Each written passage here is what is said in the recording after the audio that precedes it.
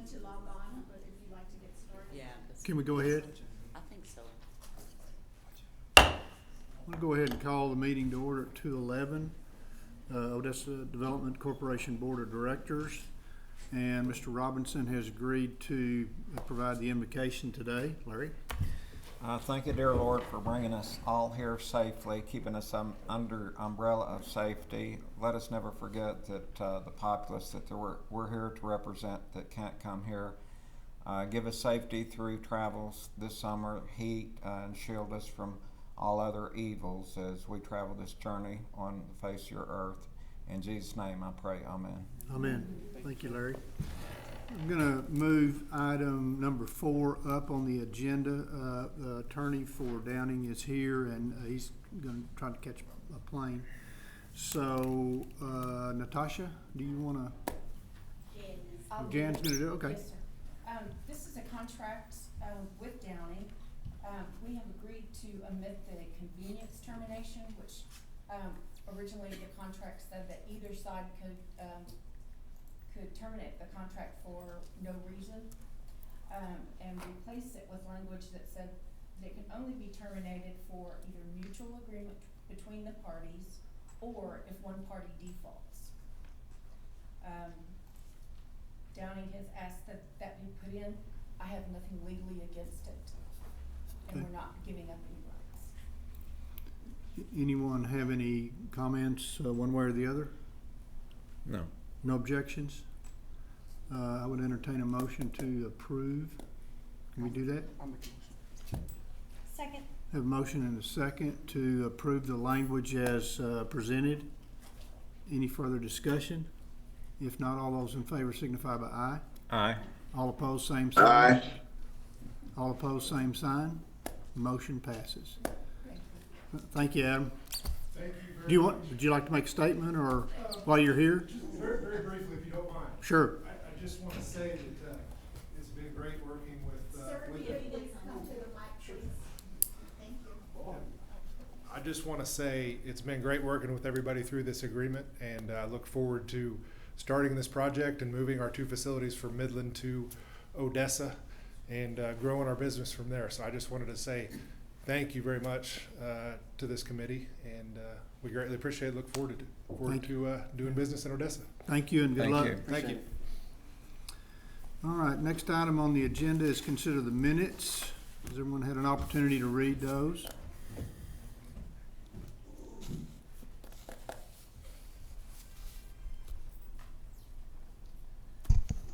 I would entertain a motion to approve. So moved. I'll second it. Have a motion and a second to approve the minutes as presented. Any further discussion? If not, all those in favor signify by aye. Aye. Aye. All opposed, same sign. Motion passes. All right, contractors' reports. Somebody going to give the report? Is Tracy here? All right, we'll go ahead, Craig, if you're ready.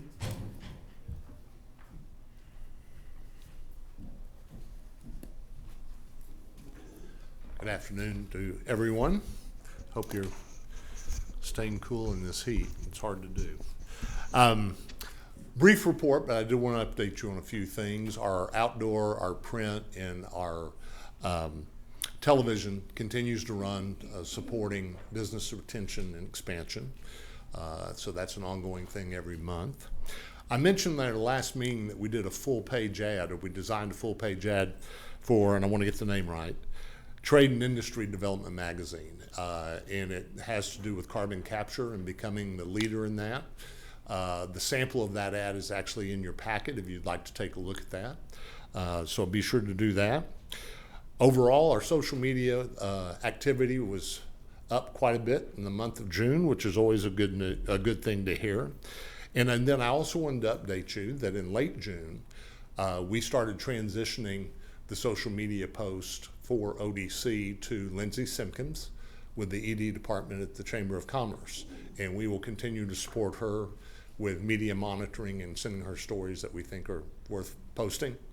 And then also with the analysis, the data collection, we'll give that to her every month so she can report on that. So other than that, that's my report, unless y'all have any questions.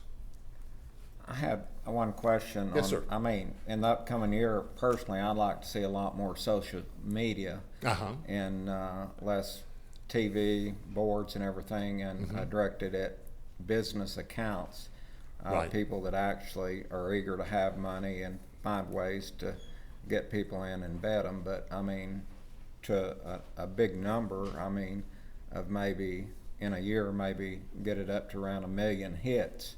Concentrate heavily on that. And I did evaluation of our website, went back, and it was pretty good. Everything was pretty good. There was a couple of comments that there was one page that still alluded back to a 17 article that didn't exist. It was a dead end. Okay, yeah. And then several of the analysis said that there was over descriptive on a lot of stuff, you know, basically to let the picture speak and be a little bit less in depth on some of the Less text description. and copy? Yeah. Yeah, yeah. But those are things that I would have to agree with. But personally, in the year we live in, and we're all past, you know, a certain age, but everybody it's all social media anymore. So to get to the right targeted audience, I think we're going to have to focus heavily on that. I would agree with you year. on that. I think that makes good sense. And with regard to the website, one of the things that we're putting in the CVA budget recommendation under the RFP for next year is to take a look at the website. The website now is over 6 years old, and in website terms, that's ancient. And so we really want to go back into it and look at the back end of it and add some plugins and some things that will make content management easier and navigation easier for the reader. So Yeah. we're looking at doing that, I Mr. think Robinson. 6 minutes is old anymore. Well, that's true. I agree. So, I agree. Yeah, Thank you attention for spans are short when it comes to absolutely. pop-up pictures and reading and dynamics. So. And it's kind of shame anymore. You can have a computer that's 3 years old, and most people will look at it being ancient, which is hard That's for me to true. understand, but they do. Very good. Thank you, Mr. Robinson. Any other thoughts? questions or comments? Okay. All right. Thank you. Thanks, Appreciate Fred. it. We can go back to Tracy.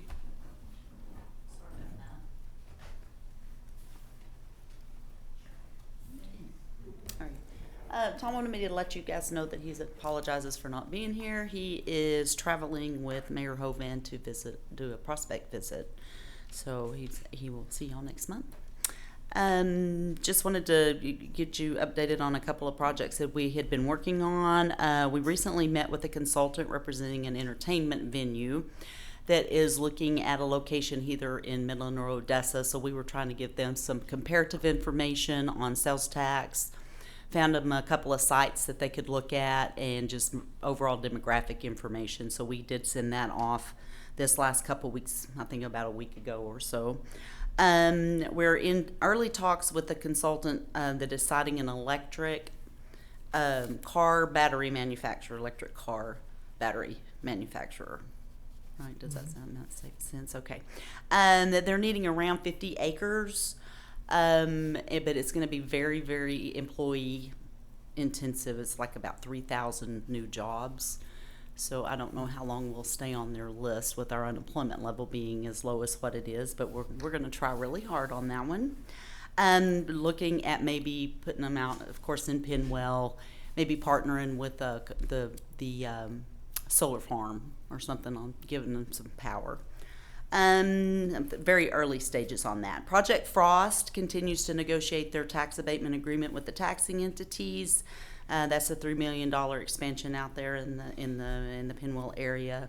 It's going to retain over 100 jobs and create 15 to 30 new ones. We're still working with Project Legion, the carbon capture project, and they're also in negotiations with all the taxing entities on a tax abatement for. And this is the I guess what is a $24 billion capex that's over a 6-year period. So that's still in negotiations with all the taxing entities. We just started talking again with another solar farm that is looking at going into the Pinwell area. It's 150 million capex. Of course, those don't have a lot of job creation on those. There's only like usually about 4 or 5.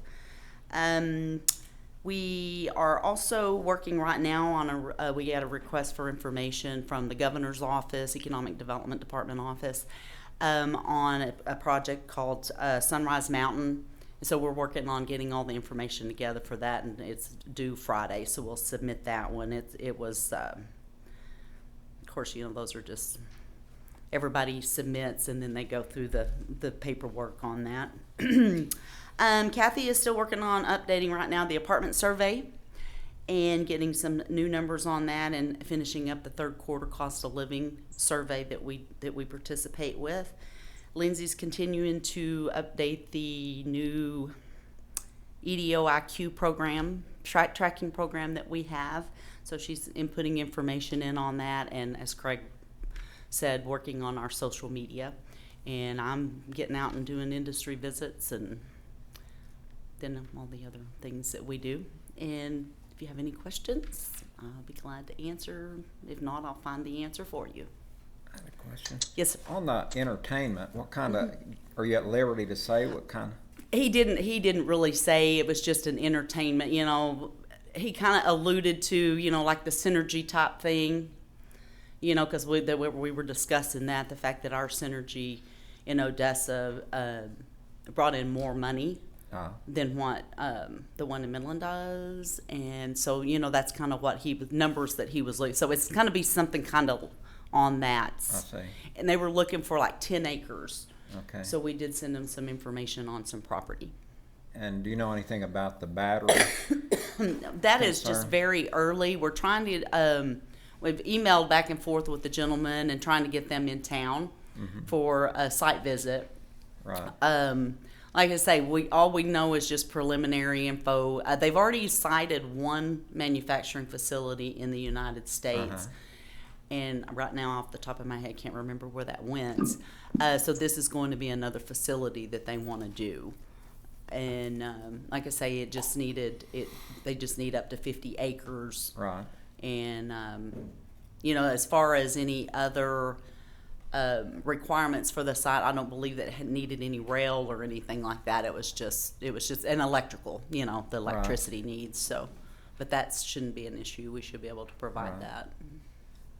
And Nacero, how's their progress? Well, they're coming? still working. They're still working, trying to get the groundbreaking scheduled with the governor's office in Fluker, and they're hoping.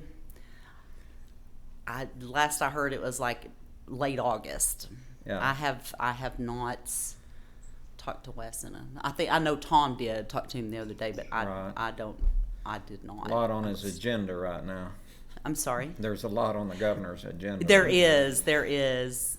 We had him scheduled, and then of course, Fluger wanted to participate also. So they've, you know, trying to get both of them scheduled for something like this is very difficult. Yeah. It really is.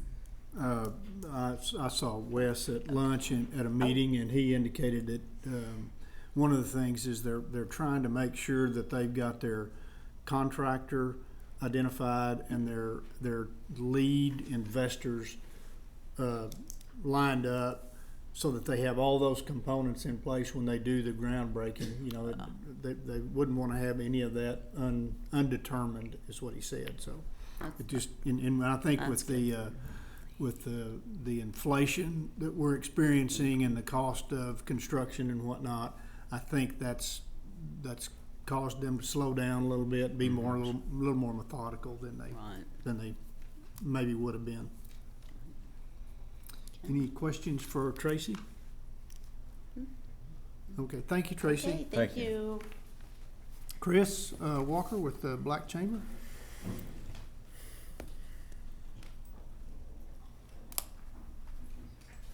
Good evening, everyone.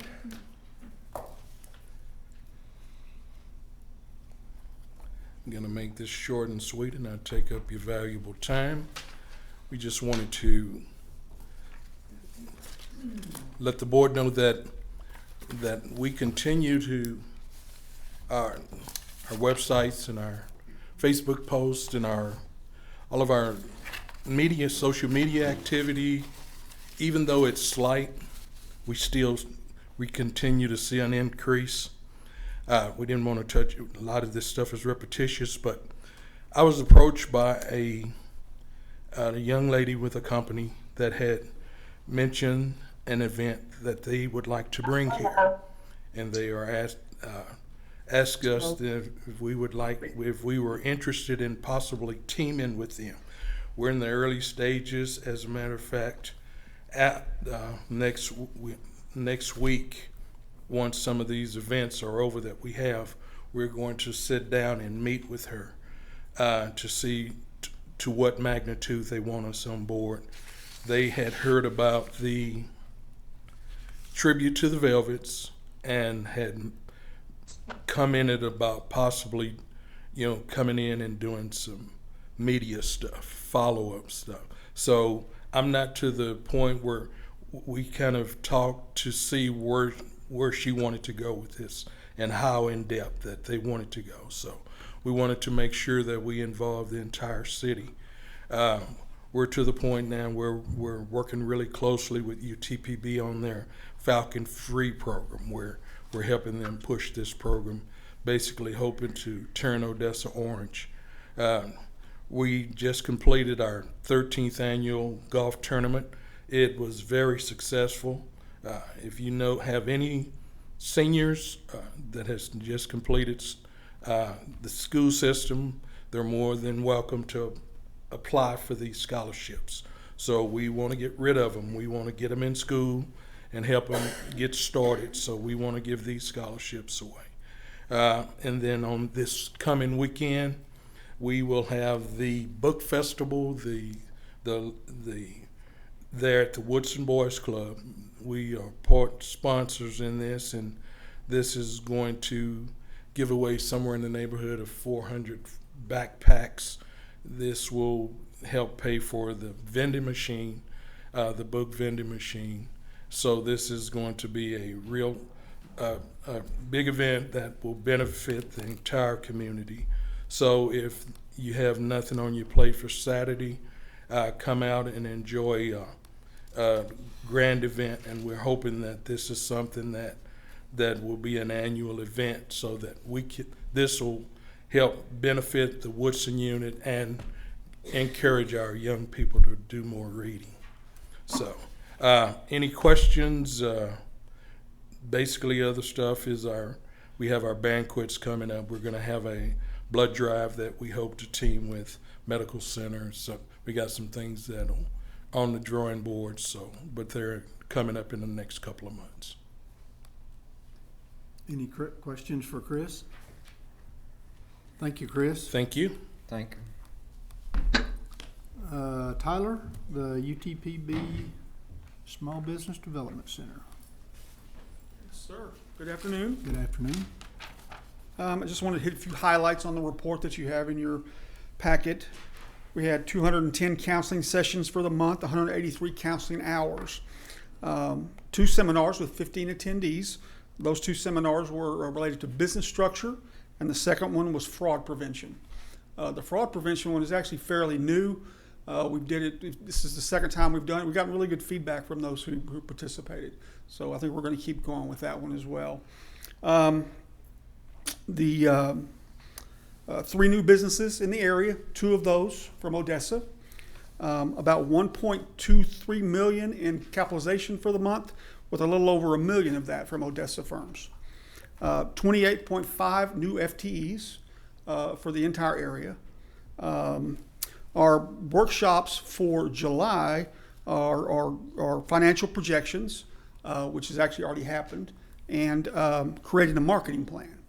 So those are the 2 workshops that we will have for July that I'll report on next month. Of the 3 companies or new businesses that we're able to start, I can tell you the industries. One was a party supply company, another one was an equipment rental company, and the third was a corporate housing company. So all 3 good, solid, small businesses that kind of fit our niche pretty well. Any questions? Yeah, Tyler, when you Yes, sir. do like a fraud prevention Yes, sir. seminar, do you bring in expertise to assist with that? On some subjects we do. On fraud prevention in particular, we use one of our consultants. We get the information from the National ASBC group, and actually it's their information that we're presenting. Okay. So it's nothing outrageous anyway, but it is their information. So, and we do a couple of workshops like that. The one on e-commerce also, that information comes from their reports. Okay. So all of that. Okay. Any questions for Tyler? Tyler, Yes, have ma'am. y'all, I know that we have at least one business that has, gone through the SBDC to Mhm. develop their business plan Mhm. for one of the downtown, Yep. infrastructure grants. Yes, ma'am. Have y'all seen traffic related to that beyond that one? I think we had a second one, but they have yet to follow up. And I'm not sure that it was the downtown grant in particular. It may have been for an ODC grant. It's been a few weeks ago. But I don't think they have followed up yet. So, okay. Thank you, Tyler. All right. Thank you. James, Motran?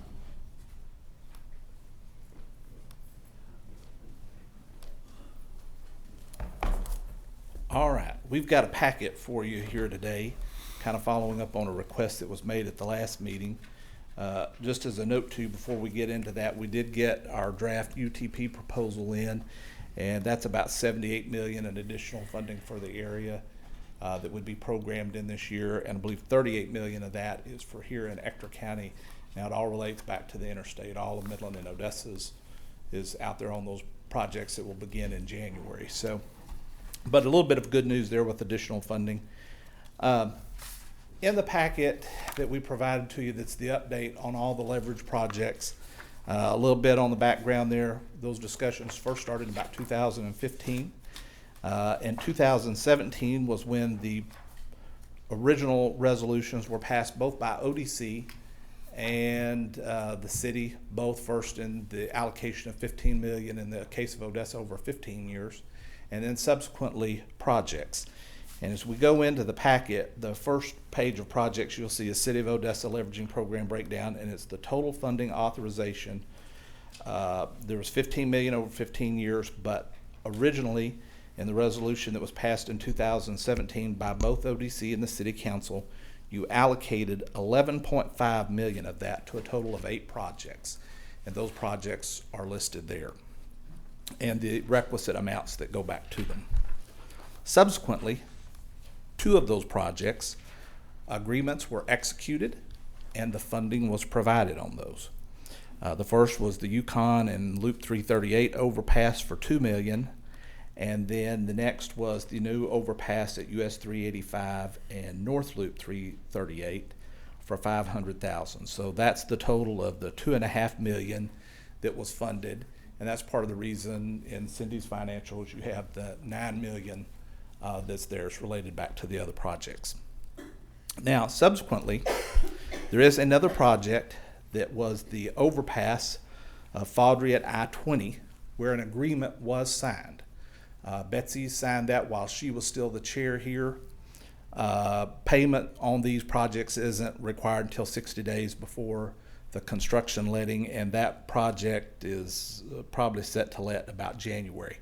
Now, subsequently, we've had the discussion with Chairman Boutan that project or that particular agreement is going to have to be re-executed, and the reason for that is that project was a standalone project. It's now wrapped in with the whole conglomeration of I-20 projects along that corridor, and so in TxDOT world, that means the CSJ number or the project-specific number changed. It doesn't affect anything that you've passed, but for TxDOT, they will now have to have a new agreement that references the correct CSJ number. So they are drafting that.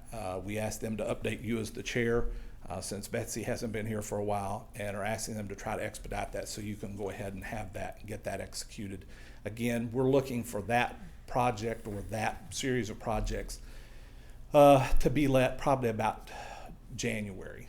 So that will have that project moving forward, and that's $2 million that will come off that $9 million at that time.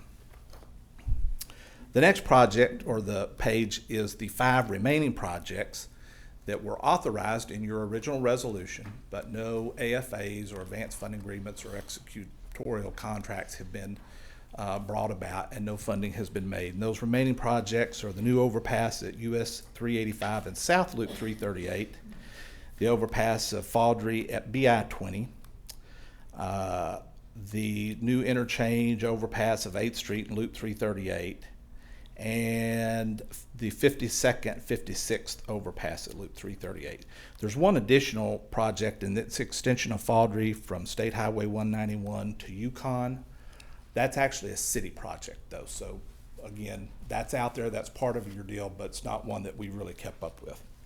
In this, we do have your proposed letting dates on all of those projects, and some of those are still out there away, as you can see. A couple of good news pieces on that horizon, though. One of those projects, the US 385 South Loop 338 overpass, you'll remember we talked about that last time because we've got about $5 million of additional federal funding that's been allocated to that project in the House Appropriations Bill. With that additional funding, and because of where that project's at, I think potentially we can bump that up. It's currently scheduled for May of 2026. I think we could probably get that to 2025, realistically. The other one that I'm fairly hopeful about is the 52nd, 56th overpass. That project is fully funded by TxDOT at this point, and they had actually begun work on that project a long time ago, and then we rearranged with Yukon because of some accidents that had occurred there and safety concerns.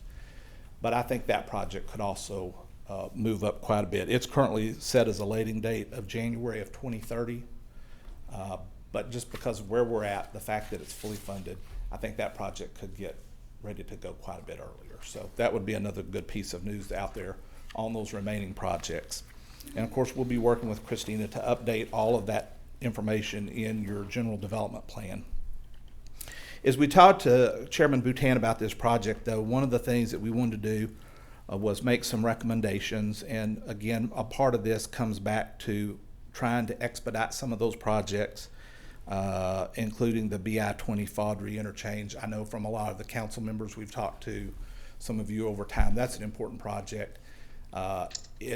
They're not very far along in the planning and development of that, but I think it's one that we need to try to push up because it's a little bit more complicated type of project. So again, try to expedite some of those.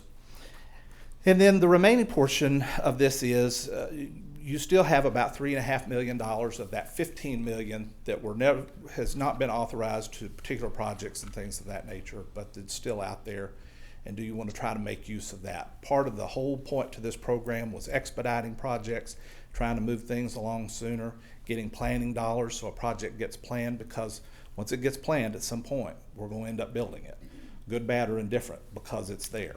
And a big part of that has always looked at the loop and trying to develop out the loop in Odessa, sort of what we've been trying to do in Midland. Now in Midland it was a little bit easier because it was already environmental, all of that sort of thing. You had to update some schematics, but there was a base there for it. And in Odessa, we didn't have that because those plans were so old. So that's all having to been updated. That's in the process of being completed now. But one of the things that I would say, as opposed to the individual projects that I've got listed here, is we've been talking to the department, and the chairman was part of this discussion we had at lunch today. In Midland, it was easy because originally they built the frontage roads, so all you had to do is put in main lanes.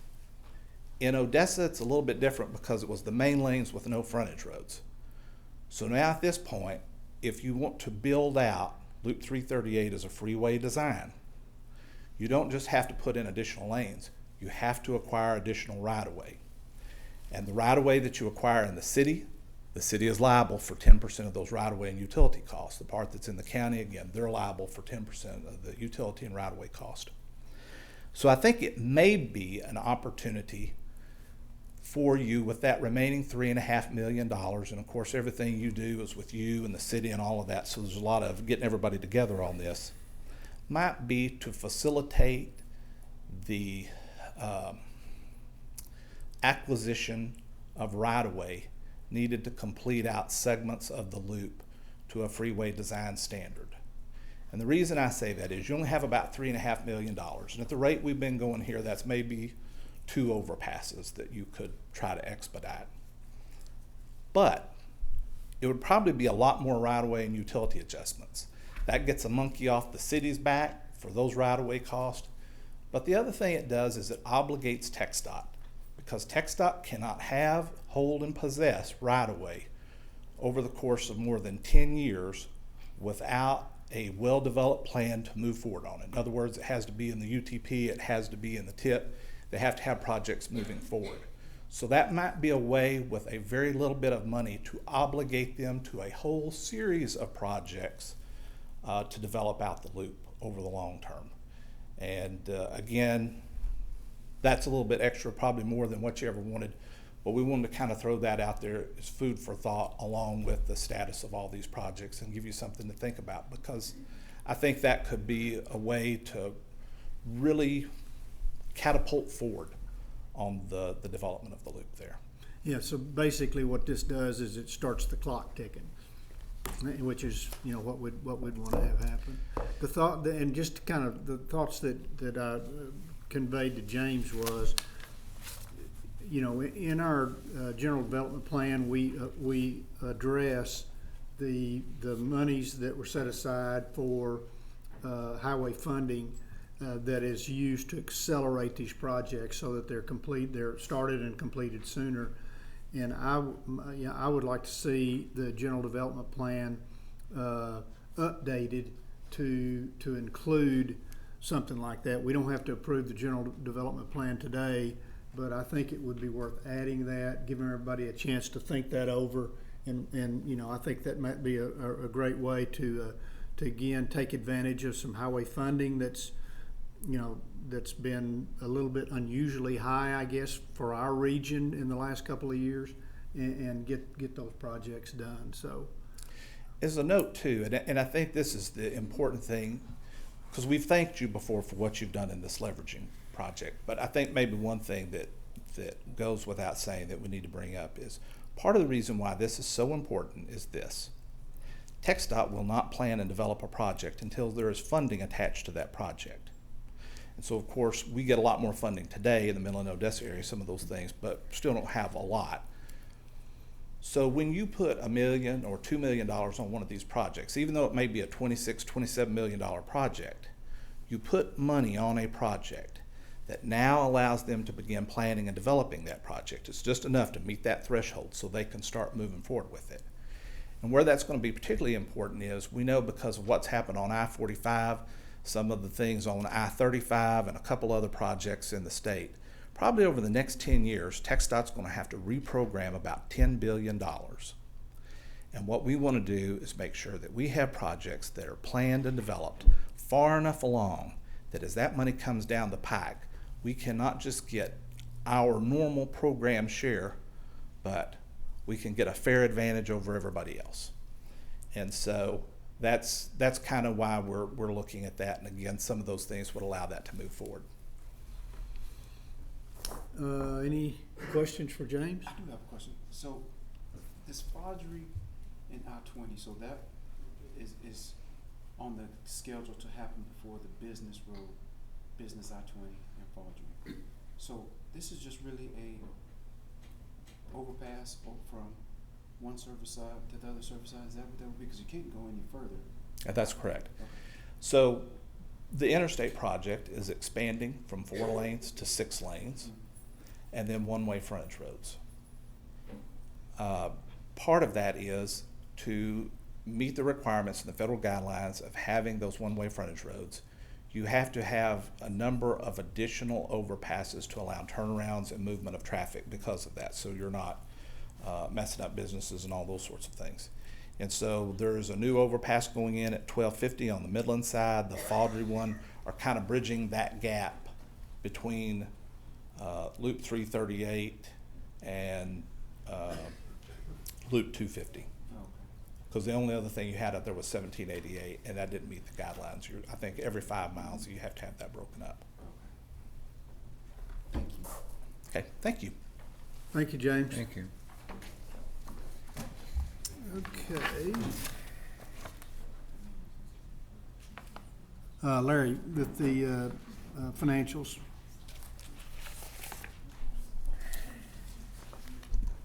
Thank you, Mr. Chairman, members of the board. You have in your packets the information for the month of May of 2022. I'd like to just take a couple of minutes and highlight a few things in those financials.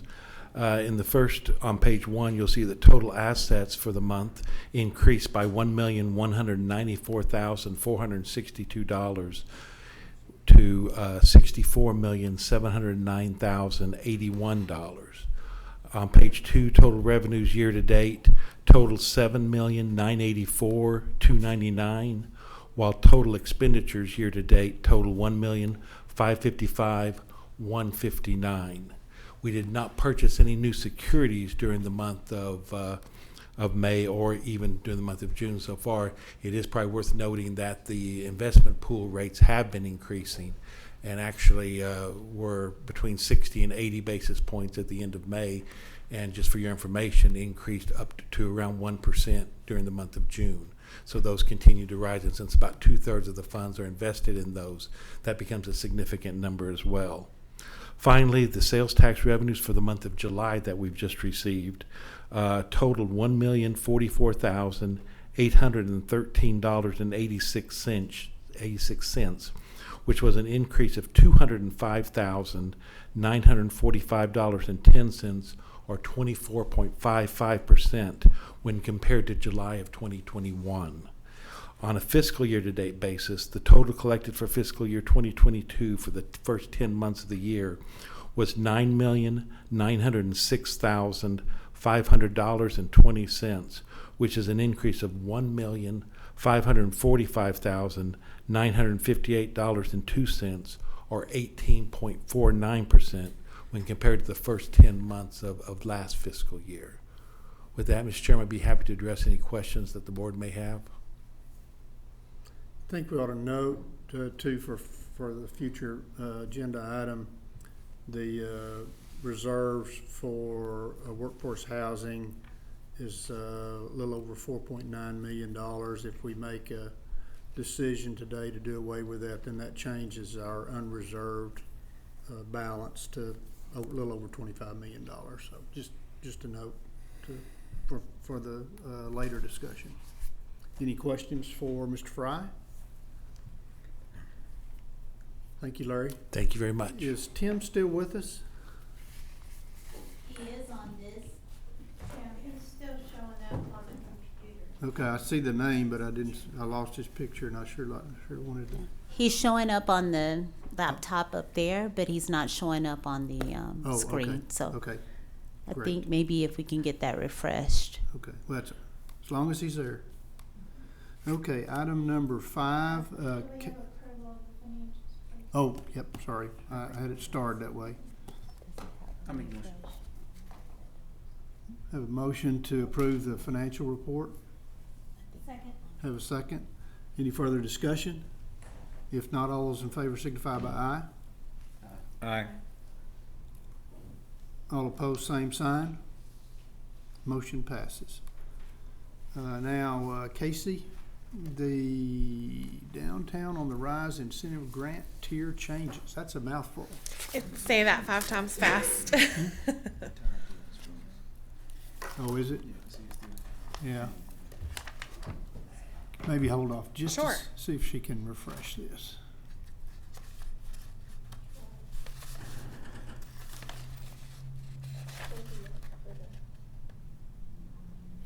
It should be there.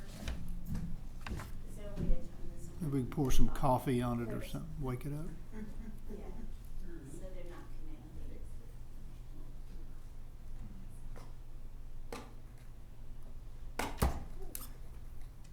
Oh, that's frozen. It's frozen. The computer's frozen on this end. Can you hear it? It's completely frozen on here.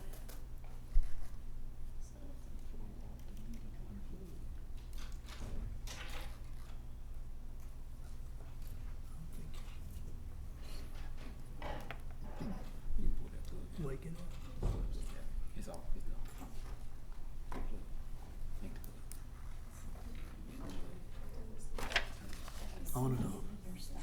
It's from Hand Point. No, let me tell you, it's dead.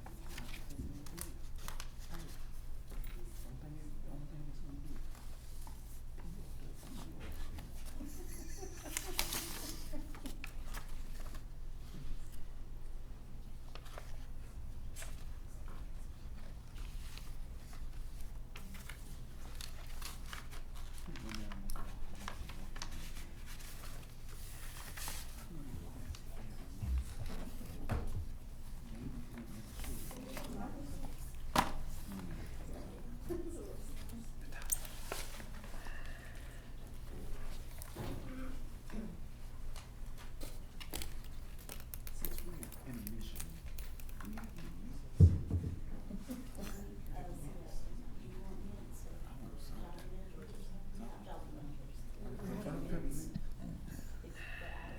But beggars can't be choosers, so I'll take the job. I have gum. You want a piece of gum? I'll pop it. Okay. But I. No self-control. I get it. He doesn't have the discipline. Am I not right? to do it.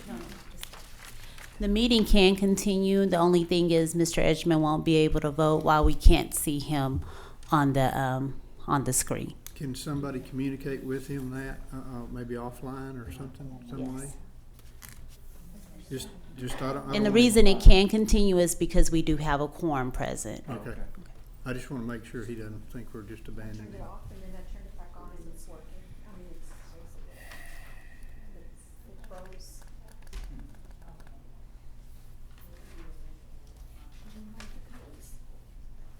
I don't need them all the time.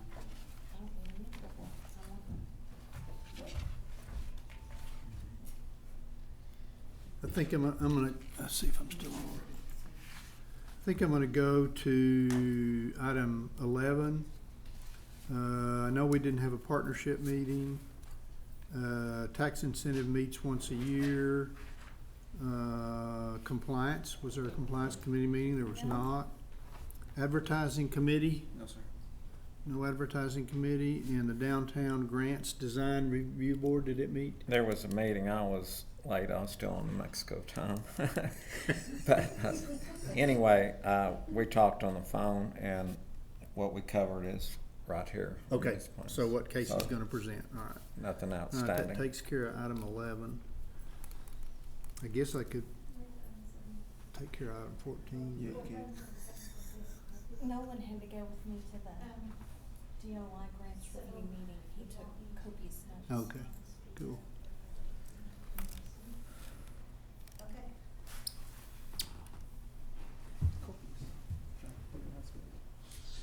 Maybe he could hear us? All right, Tim, can you hear us? All right, we're gonna continue the meeting. Casey, if you're ready, we'll discuss the Downtown on the Rise incentive grant tier changes. Yes, sir. Thank you. So, Ms. Holman and I met, and she informed me that at the last meeting there was discussion about wanting to see options to expand the tiers. So expanding tier 1. Currently, tier 1 on your first page, it's represented in blue. It's pretty saturated. So a lot of folks in tier 1 have received the grants. And to keep interest and to keep this program moving along, we looked at what that would look like if we expanded those tiers. So I present two options. The first page would take tier 1 and encompass tier 2. So tier 1 would just be expanded by a block all the way around. Then tier 2 would go out, then tier 3, and there would be a tier 4. The second option on the next page does away with tier 4. We would just have 3 tiers, and that would, again, expand tier 1, move tier 2 out, and then tier 3 would become the entire outer rim. So, question. Sure. What's the thought process behind, well, I mean, what, each tier, it has a certain percent. What is the basis behind that percent? Why the further we go out, the tiers become smaller? Is it because we're trying to centralize everything Cor- downtown and correct. not consider downtown? Or? Correct. I think the emphasis was intended originally to be the main corridor of downtown and really getting that rehabbed and brought up to code and encourage economic development in that core area. We're getting there. A lot of those businesses or buildings have participated in the grant. We're not seeing as many in the outlying areas. So when Ms. Holman and I met, that was kind of the thought process was, if we expand that, will that drum up more business? And eventually this entire downtown footprint would, take part in it. I think this is an enticing opportunity for potential investors to come in and now spread out a little bit more, since the emphasis has been so centrally located in the core of downtown. So again, I'm not trying to be argumentative. No, that's okay. Are you saying then that what was defined as downtown is now expanding and there's a new definition of downtown? No. So this entire map is my downtown overlay zone. So this entire, all the way out to the pink, this is my area for downtown. That is not changing. What's changing is where we're locating the tiers. So we're just moving those out, still within the parameters of the downtown overlay zone. So Bernice to Adams has always been considered downtown. Correct. Bernice to Adams, 1st to 10th. Those are my borders. And so what we thought is my understanding is that we keep it within those borders, within those parameters, but we just push out tier 1, then push out tier 2 to hopefully encourage more investors or businesses to take part in the grant. Casey, you were going to find out the reasoning behind those borders, weren't you? Yeah, and that is defined in our downtown overlay zone. So it is because of those. It's a hard border. Yes.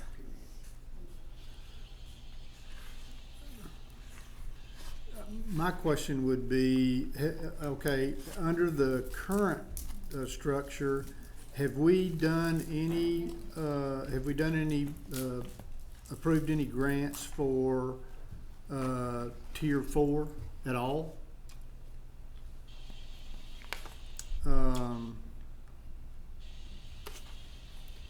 Have we done any for tier 3?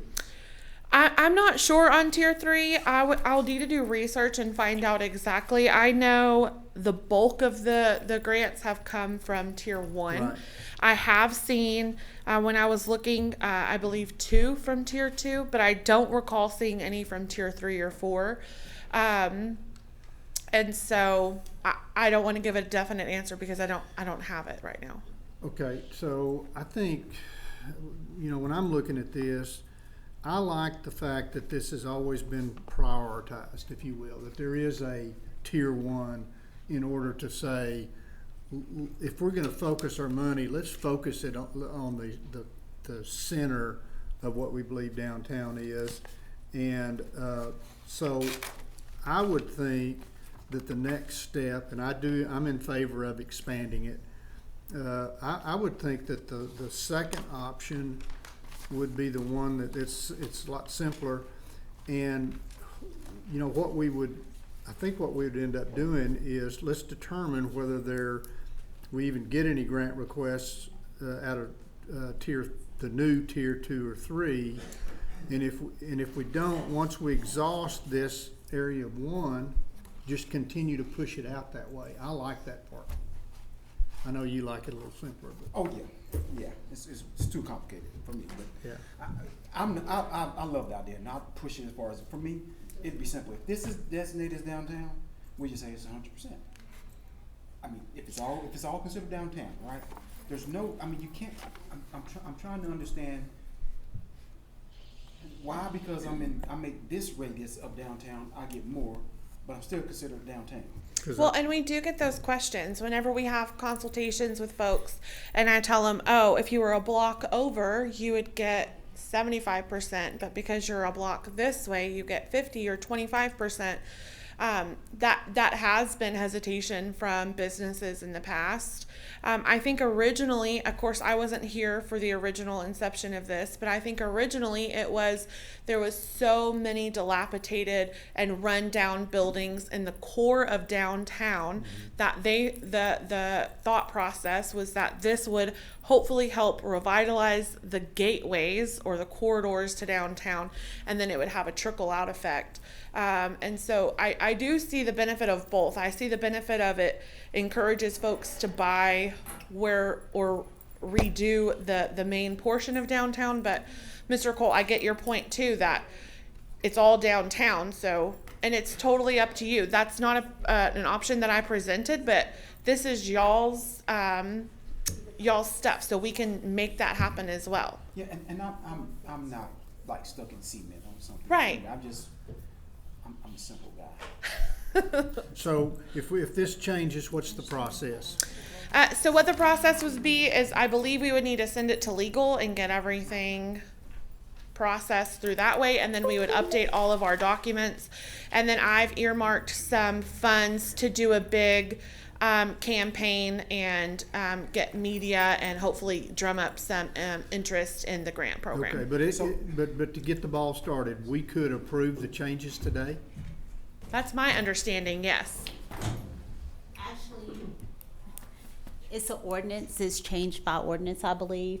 And so we would have to have 2 readings and then make those changes. So But you just- could send the recommended changes to legal, and for the next meeting, we would have the first reading of the ordinance and then the second one at the council. next. Yeah, Yes. okay. So are you saying option 2? The last page, So can I option ask, 2, correct. just is there any way we can just get rid of the pink and just go have 2, just tier 1 and tier 2? Sure. We can I mean, do one whatever more you guys block. want to the map. I mean, we are literally splitting hairs, one more block, just so we can say we have a 3rd tier that really, I don't think anybody can truly tell me that is what the definition of that is, why that's being done. You don't get to use the word tier very often, and that's so. Well, in this case, you'll get to use it twice. But I'm good with everything. So expand No, the I don't purple have to any encompass problem the pink color and just 8th have Street, 2nd purple Street, and green. Entrances Yeah. and Well, it would be purple and pink, we'd get rid of the green. It'd The- be right, a right. tier 1 and a tier 2. Okay. So, Huh? I'm You saying get wanna rid of do the pink. 100% and 75%. You don't wanna do Oh, 100%. I'm 2. sorry. Yes, I'd yes, say get rid yes. of 2 also Yes, and bring the purple out.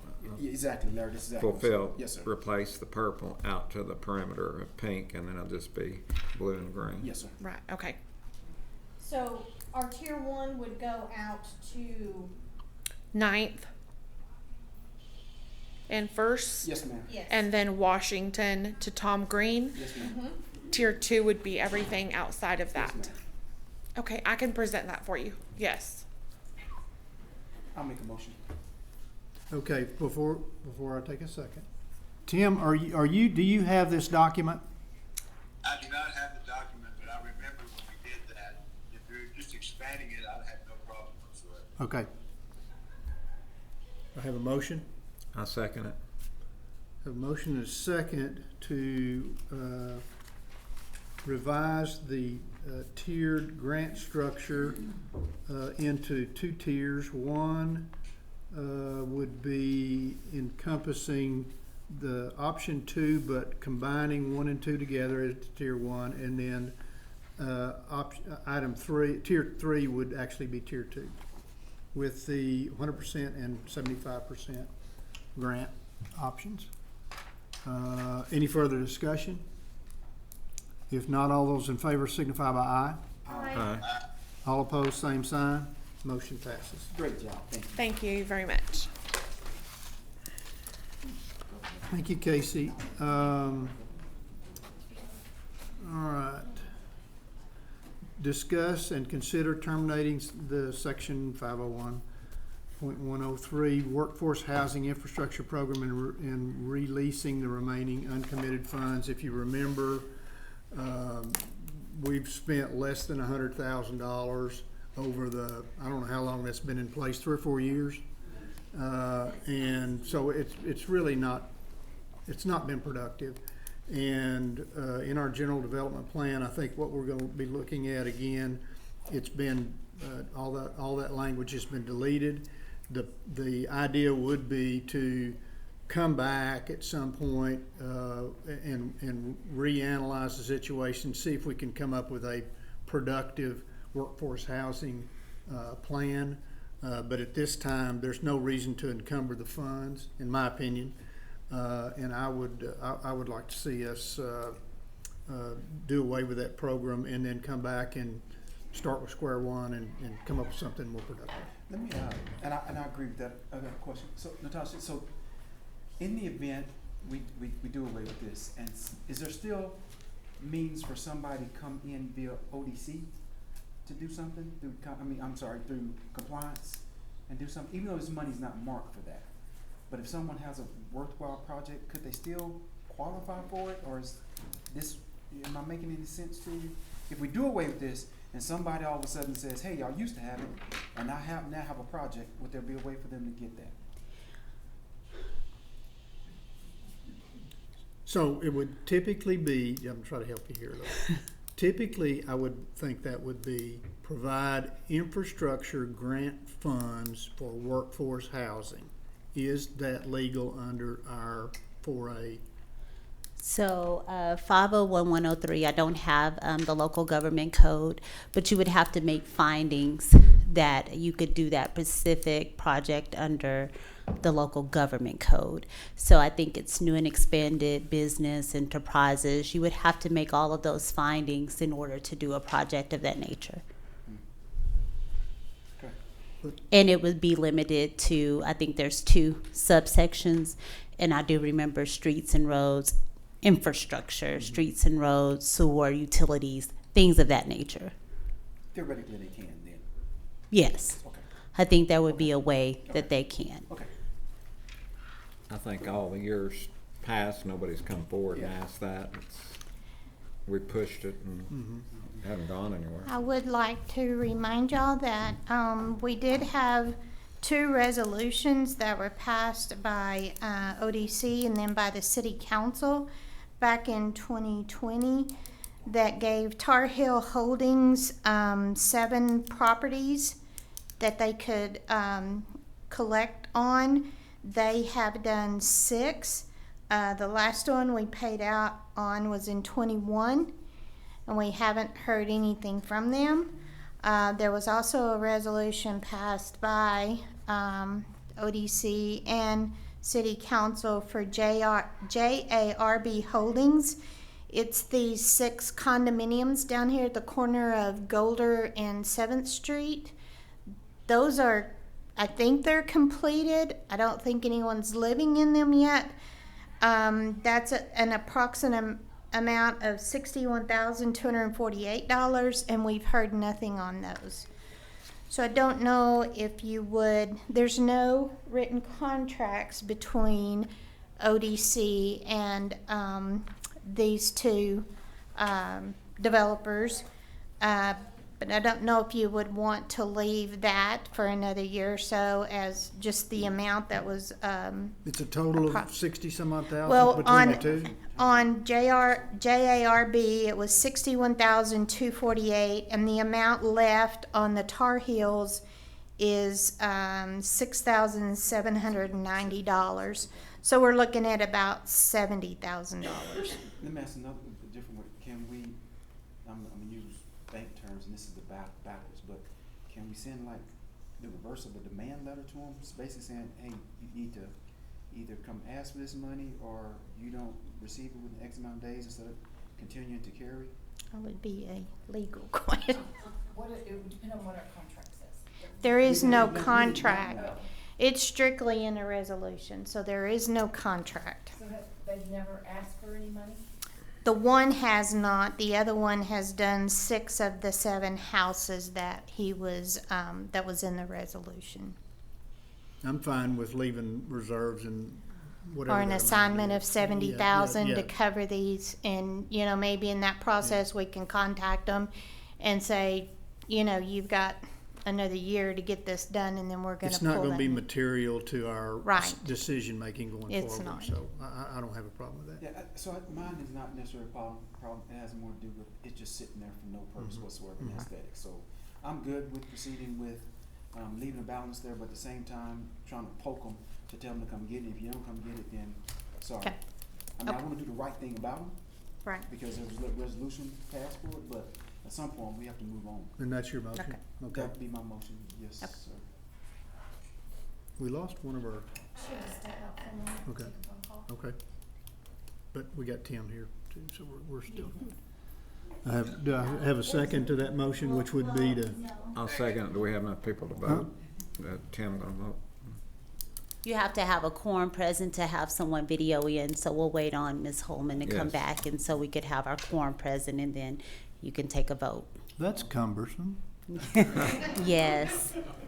And in the meantime, what we can do, for Mr. Cole is we can go ahead and draft a letter and have, our ODC president, sign it and send it to those companies regarding those, housing infrastructure grants. Do you need an applause? Sorry, it was one of my son's doctors. Oh, no, you gotta touch that, take that. Okay, we have, did we have a second? Yes, I'll Yes. second. Have a motion and a second to terminate the workforce housing program and release all of the funds except those that were committed by resolution, which is approximately $70,000, and to notify the 2 contractors or developers regarding where they are, and we need to get this resolved. Any further discussion? If not, all those in favor signify by aye. Aye. Aye. All opposed, same sign. Motion passes. Okay, review and discuss contractor proposals. You had proposals in the packet for Black Chamber, Economic Development Department of the Odessa Chamber of Commerce, CBA Advertising, SBDC, Motran, any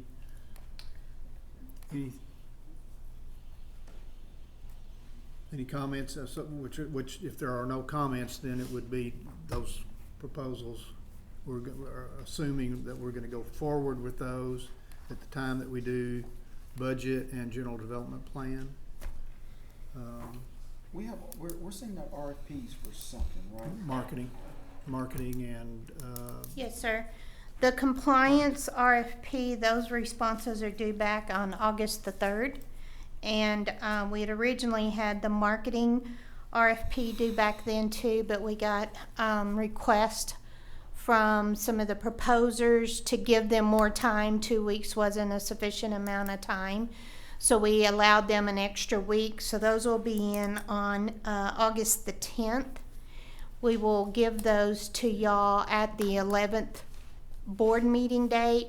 That is the date we plan on voting on the budget. So y'all can put in a dollar amount for marketing at that point in the budget. And then y'all would have time to review. And I don't know if y'all want to assign your advertising committee to be the ones reviewing the RFP.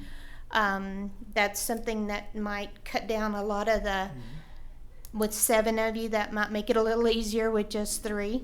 And then if we need to amend the budget for any change, we can do that at that time, once a marketing person is selected. So for clarification, are we necessarily approving these dollar amounts that are in these proposals today? No, you are just reviewing, discussing. If y'all have things that you might want to ask these contractors, y'all can either, if y'all have them ready today, questions.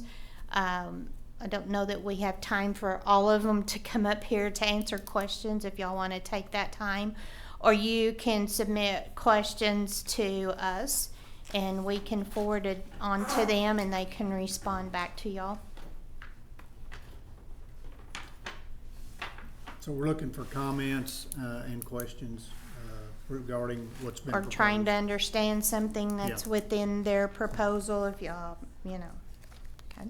But we're not approving any contract, we're not approving any dollar amount. No, those will be for approval next board meeting, August board meeting. As will the development plan and the budget, the next couple of items. All right. Okay. Mr. Chairman, can I ask a question? Sure.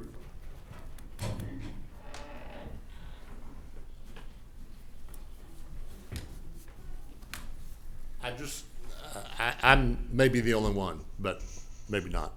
I just wanted a little bit of clarification between the difference for the RFP request that we received that was due June 30th versus the one that the city is doing. I'm thoroughly confused by that, to be truthful with you, but I'd like a clarification if there is one. So you need to respond to the action.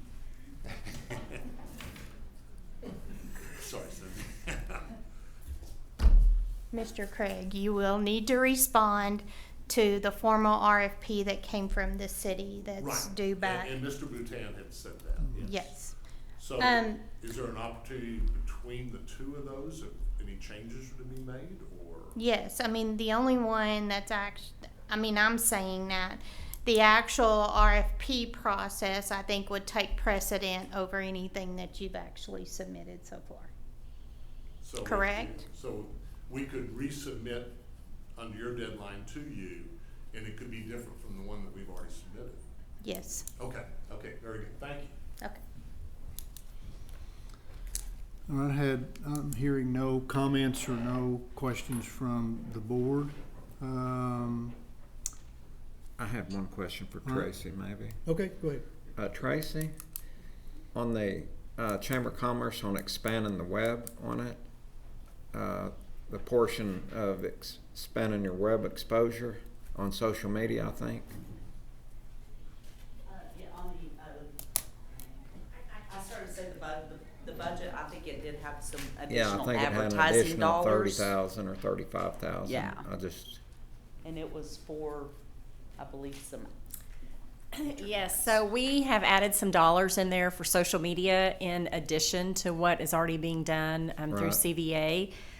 We're looking at expanding to specific areas such as Southern California, New Orleans, Chicago, Pennsylvania, New Jersey, Detroit, and working with a company to do that Does it specifically. cost more to go to New York? Well, we're On the web. trying to target the people in those areas Right. that might have an interest in coming. So you have a to this targeted area. audience, you're just expanding. Yes, yes, and trying to be a little bit more intentional. Our office has not done any of the social media, and so we are wanting some of our staff to be specific and do that on a daily basis. I see.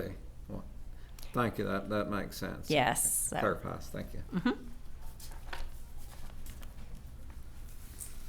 Okay, review and discuss proposed general development plan. Does anyone have any comments, concerns with regard to the way that's marked up? I can think of a couple things right off the top of my head. One was adding something with regard to a collaborative effort for messaging for the oil and gas industry, and then the elimination of the workforce housing program. I don't recall any other.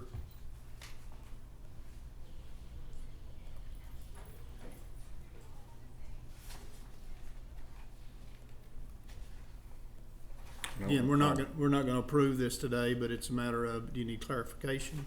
Any recommendations for additional language? Any concerns? No, I think.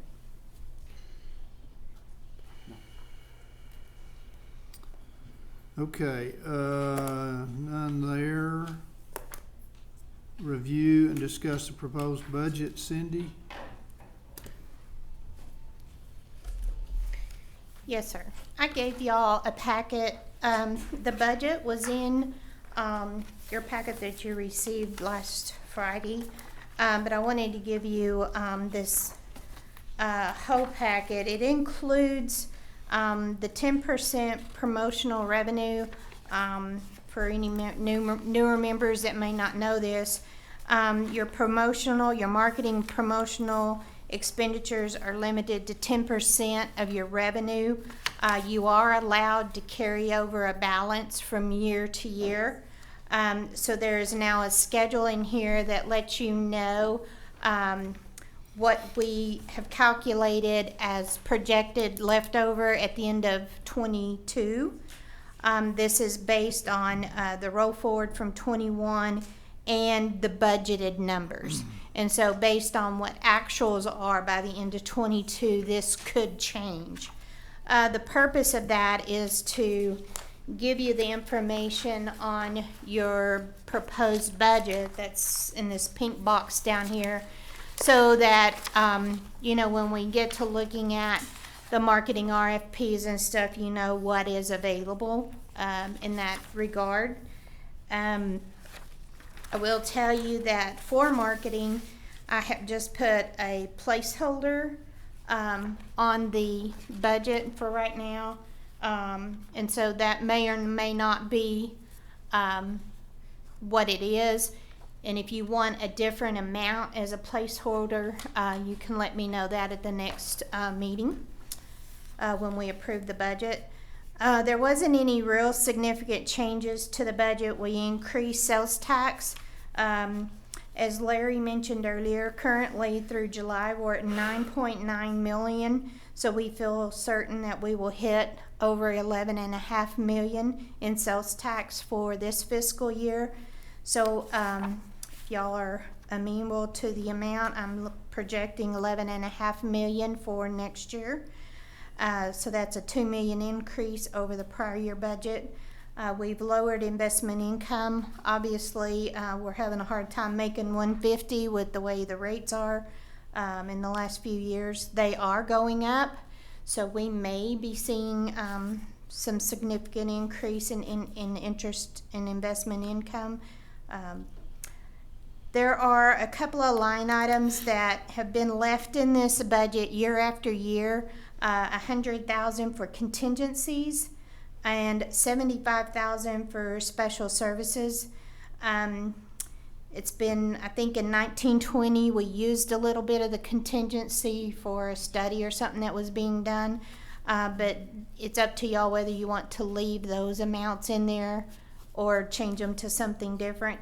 The $75,000 is things like, I think we had the Perryman project, so that was paid for out of special services. So those are that's a budget that allows you to do some of that work. We left facade budget the same at $150,000, and the infrastructure grants at $200,000. I don't know that we really need to change those. This the action y'all took earlier may increase those amounts somewhat in the future if we can get more people that are taking advantage of that program. Cindy, let me ask you on the contingencies and the special services, is there any technical reason to have both of those line items? Do they give us the ability to use them for different purposes? Not necessarily. Well, I mean, a contingency will let you use it for any purpose. Yeah. So if you would like to take special services out, we can do that. I would say there's no, to use Chris's words, I'd rather have it simpler. So I would just have the one line item in there as opposed to two. Okay. So they're serving the same purpose. And do you want to leave it at the $100,000? Me personally, I think the 100,000. I mean, we it looks like 20 is the first only time we used 48,000. Mhm. Right. We did do the special services though. Yeah, I would have one. I mean, you can amend the budget during the year. So all it takes is a presentation to the board and a vote of the board to amend your budget during the year. we could if something special We comes could up. keep contingencies and make it 175,000 if we wanted, 150,000 or 100, whatever we want to do. It doesn't matter. I don't care. Yeah, and I agree because otherwise, what I was going to say, if we're taking that money away, it may be best to push it down to the facade, because you sure hope that everything we're doing is going to drive that, and surely we're gonna really push to get that done, so. Six way one, half a dozen other, but I do agree, let's just make it simple, so whichever. Yeah, So- just combine the amounts into one line item. Okay. And would you like, are y'all saying you would like to increase the facade and infrastructure amounts? I think it should go to infrastructure. I mean, some of them getting pretty big. That's what I was thinking too. Okay. I thought we had something larger than. We do. There's actually a few that are outstanding that we're waiting for them to complete and get all their Oh, I'm sorry. information. You said, yeah. I think I was saying them all as one, but infrastructure facade. If you think infrastructure is the right spot, I think. Infrastructure is the one that chews up the most money. But I Yeah. think we need to do something there then. So. Do you want to take it to 250, 300? 275, Oh, and leave the contingencies 100. okay. Question. So if we have more come in, if we get mid-year and we've allocated 275, I mean, that doesn't mean we have to stop, right? As long as we No, got cash and no. stuff. And we've done a budget amendment for that before, Chris, when we had some. Okay. Okay, any other changes y'all would like to see at this point? I have changed that question. What did we give the Black Chamber last year? 25? We gave them 20, the first year they got 50. Okay. They lowered their request to 25,000 for the current year we're in right now. And they're asking for, to increase it back up to 50,000. I do remember that. And we scratched our head at why they were doing that. They saved you 25,000 for 1 year. Well, in light of that, just a clarification, Chris, when I looked at your proposal, and I had it in my notes and I overlooked it, that when you look at your requested amount, you itemized an amount that is other than that. It's a little short of that. It's like $45,400 or something like that. Is there a reason? Did you just round up? And if you did, what do you plan to do with the additional $4,500 or whatever it is? Well, and it's just probably a mathematical problem. Okay, so would you double check that to make sure that you've itemized what you're requesting? Yes. That they match up? Okay. Anything? Anything else we need to discuss on the budget? All right. I'm sorry. I also gave y'all the cash flows. It hasn't changed since the last one, but this makes it handy. And then, James talked to the, text dot projects. I think one of the questions we need to figure out, the Faudree from 191 to Yukon, at the time that the money was done, was that a text dot road, or were they still doing some feeder roads? That one, my understanding of that, Cindy. Come up to the mic, please. The city would certainly welcome $500,000 if you're still willing to do it.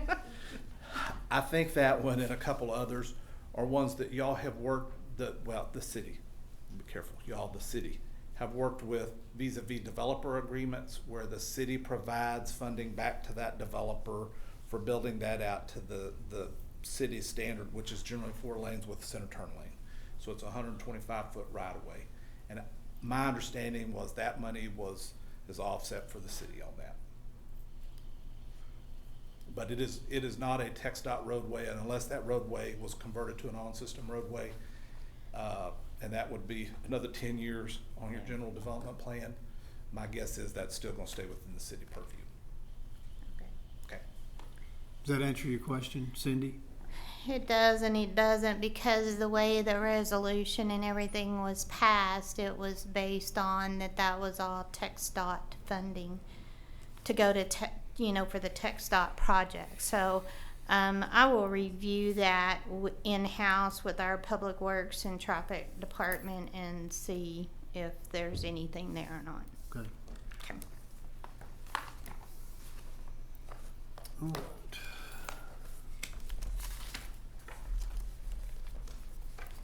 Okay, remove from the table and discuss proposed language amendments to the Standard Economic Development Agreement. Natasha or Jan? Okay. Excuse me, could we have a motion to remove from the table first? I'll make a motion. I second. Motion is second to remove from table. Any further discussion? If not, all those in favor signify by aye. Aye. All opposed, same sign. Motion passes. You've got in front of you, the economic development contract, that everyone has gone over, and there were some suggested changes. I believe, Melanie, you had some? Yeah, and we went over those in our prior meeting. And then Christine came back with some additional changes. Or Tina. Tina. Yes, and Tina, would you like to talk to? Can you talk to us about the additional changes? Because I can't read it. Tina's very good, but she's a little stage fright, so I'll try to go through some of the changes. On page one,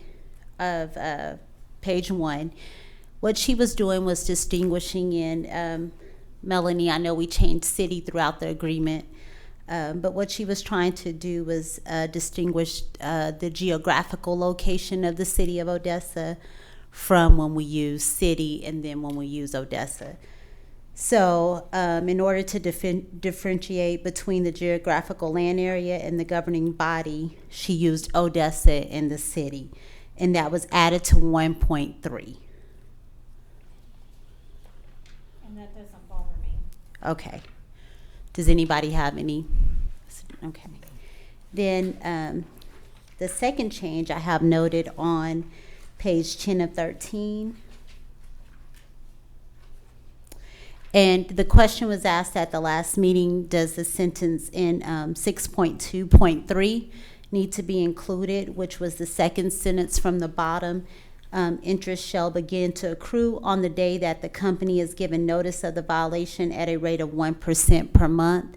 That language is actually required under section 2264.052 of the Texas Government Code.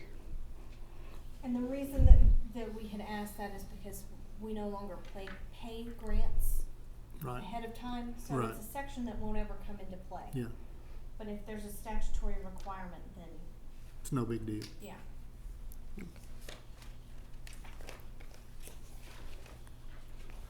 Okay. I think Mr. Crow, he's not present today, but he had a question regarding the suspension language. Let me find it. It's 4.4 on page 6 of 13. And Melanie, you had made a really good point about that language as to whether it needs to still be included or not. He wanted to take more time to look at that section. So I don't know if the board has had a chance to review that section. 4.4. Starts at the bottom of page 6 of 13. Okay, I'm looking at what Tina sent out. I don't have a 4.4. It's crossed out, but it should still up here. And it could be the review, if it's in the review.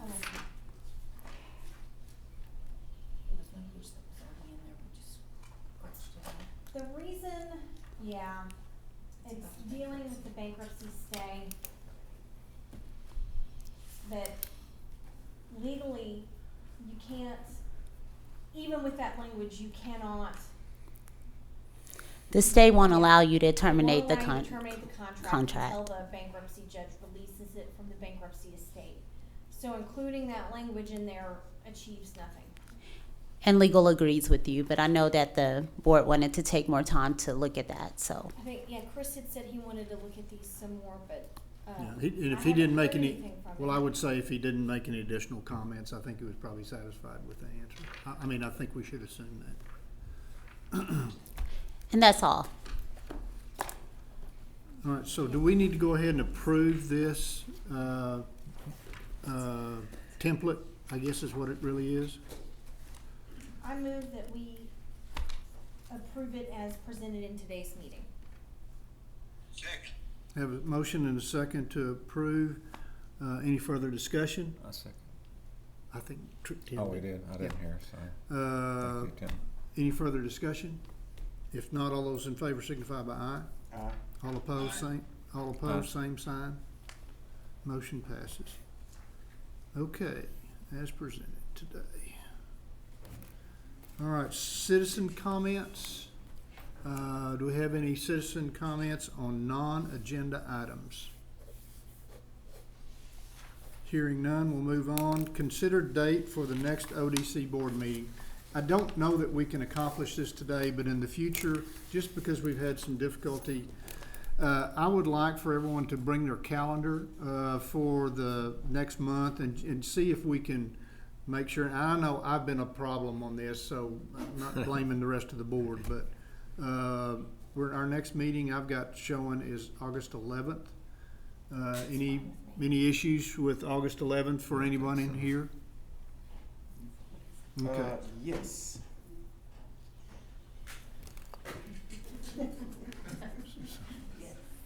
So are you gonna, do you wanna explain it, or? Not everybody's business. This is, I got a problem. No, it's for me. All right, so, That's the beginning date of the oh, well, I may have a problem too. then. Yes, you may. Okay, so, does everybody look at maybe August 18th? Does that mess us up, Cindy, on our calendar if we do the next Thursday? Or do we need to do it before? Not if y'all adopt everything on August the 18th. Okay, well, we'll commit to do that. Does anybody, is August the 18th, do you know? I think I'm leaving town the 18th or 19th. I'll have to check on it. Okay, so how about the 16th or? 16th will not work. 16th is not The good. council meeting is August 9th and then August 23rd.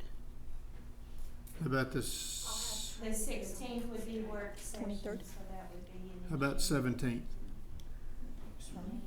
I could do something. I think so. Okay. All right, we'll confirm that, but our practice, I think I'm gonna do is we'll go through this. It shouldn't take very long. We'll get in the habit of everybody checking their calendars and whatnot. Tim, the 17th look okay for you? Yes. Okay. All right, and then we'll contact, Norma, would you mind contacting Chris and Dr. Kirk? Yes, And sir. seeing if the 17th and 2 o'clock, same time? But you're gonna confirm that. Yes. before so when would you put it down, right this second? Correct. I will contact the other two members and then I'll send out a confirmation to all the board. Okay, maybe this will work a little better. There being no further business, we're adjourned at 3:38. Yes, I can't do some. David, Yes, job. Sorry, Tim, I didn't hear you. Hey, thanks, Tim. All right, I'll see y'all next. All right, keep getting better, buddy. Yep. I'll be there. Dewey's asking me a question as if I know the answer off the top of my head.